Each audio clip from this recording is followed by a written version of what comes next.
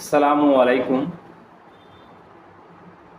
প্রিয় সকল দিনী ভাই, সকলে ভালো আছেন? আলহামদুলিল্লাহ, আমিও ভালো আছি। ইতিহাস থেকে জানতে পারি এই পৃথিবীতে একমাত্র শেষ নবী হজরত মুহাম্মদ সাল্লাল্লাহু আলাইহি সাল্লাম, যাকে সকল নবীদের শ্রেষ্ঠ নবী হিসেবে পৃথিবীতে আগমন করানো হয়েছে এবং শেষ নবী হিসেবে মানব জাতির হেদায়েতের জন্য আল্লাহ সুবহানাহু ওয়া তাআলা তেনাকে এই পৃথিবীতে পাঠিয়েছেন। আমরা তারই অনুসরণ করে যেন এই পৃথিবী ত্যাগ করতে পারি, এই প্রচেষ্টা আমাদের মাঝে থাকতে হবে।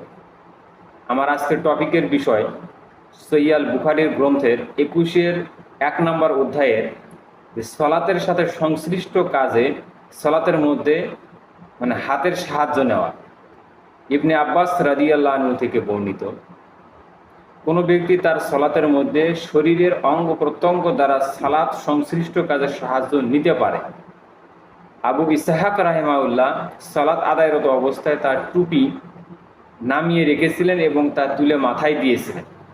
আলী রাদিয়াল্লাহু আনহু সালাতে সাধারণত তার ডান হাতের পাঞ্জা বাম হাতের কবজির উপরে রাখতেন, তবে কখনো শরীর চুলকাতে হলে বা কাপড় ঠিক করতে হলে তিনি তা করতেন।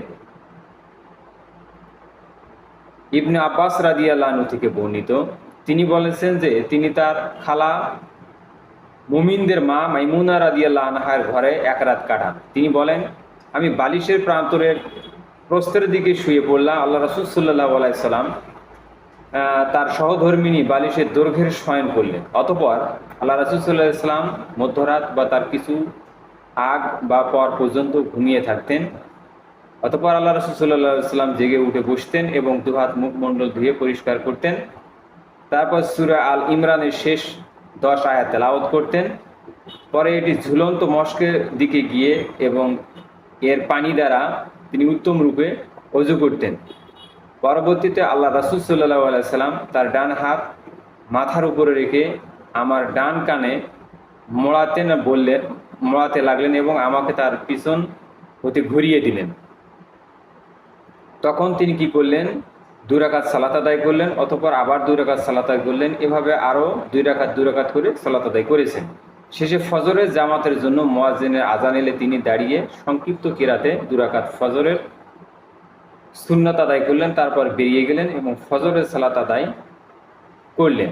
প্রিয় সকল দিনী ভাই, এই হাদিসটা থেকে আমি এতটুকু বুঝতে পারলাম যে আল্লাহ রাসূল সাল্লাল্লাহু আলাইহি সাল্লাম সালাতের মধ্যে কিছু কাজ করা যেতে পারে। অনেক সময় টুপি পড়ে যায় মাথা থেকে, তখন আপনি এটা উঠে টুপিটা পরতে পারবেন। এটা এই হাদিস থেকে প্রমাণ হয়।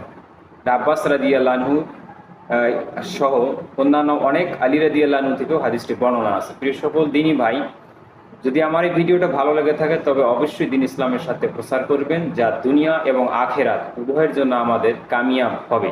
সকলকে আমার সালাম। আসসালামু আলাইকুম ওয়া রাহমাতুল্লাহ।